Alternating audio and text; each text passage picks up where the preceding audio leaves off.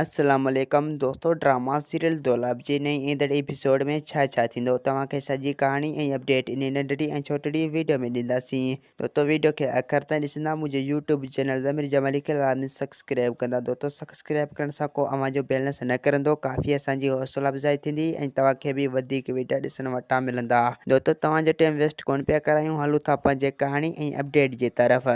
तो सोडल हाणे पंहिंजे भाॼाई खे चवंदो त मूं फ़ैसिलो थी चुको आहे। अगरि असां फ़ैसिलो न कयूं हा त सोट मुराद ऐं अली खान ऐं पीरल जी मौत बणिजी वञे हा इहो फ़ैसिलो। ऐं इन फ़ैसिले में गुलपरी खे संग चटी में ॾिनो वियो, यानी इन ककर खे। ऐं हिक न ॿिए ॾींहुं इन खे निकाह वठी पंहिंजे घर वठी वेंदो।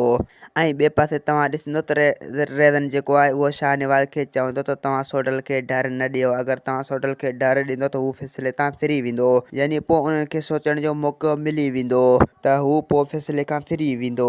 ऐं ॿिए पासे रेस शाहनवाज़ ख़ान चवंदो त सोडल खे कॾहिं बि डर न मिलंदी, न ई उनखे सोचण जो मौक़ो मिलंदो।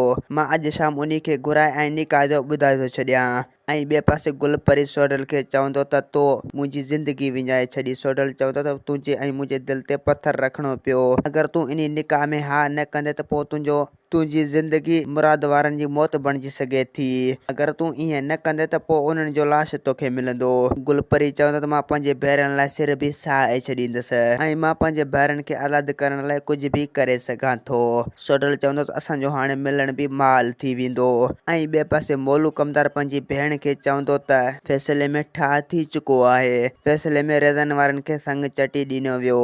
मोलू जी भेण मोलू खे चवंदो त इहा त सरासर गुलपरी सां ज़ुल्म कयो थो वञे, यानी गुलपरी त सोडल खे चाहींदो हो। गुलपरी जी इहा ख़्वाब अधूरी रहिजी वई। मोलू चवंदो त हू ॿिन्हिनि सां ज़ालिम नाइंसाफ़ियूं कंदा हा, उहा हाणे नाइंसाफ़ियूं पाण पिया लोड़नि। दोस्तों असांखे ॾींदा हाणे इजाज़त, वरी तव्हां सां मिलंदासीं के नई ईंदड़ वीडियो में। जेसीं ताईं पंहिंजो ख़्यालु रखंदा। ख़ुदा हाफ़िज़।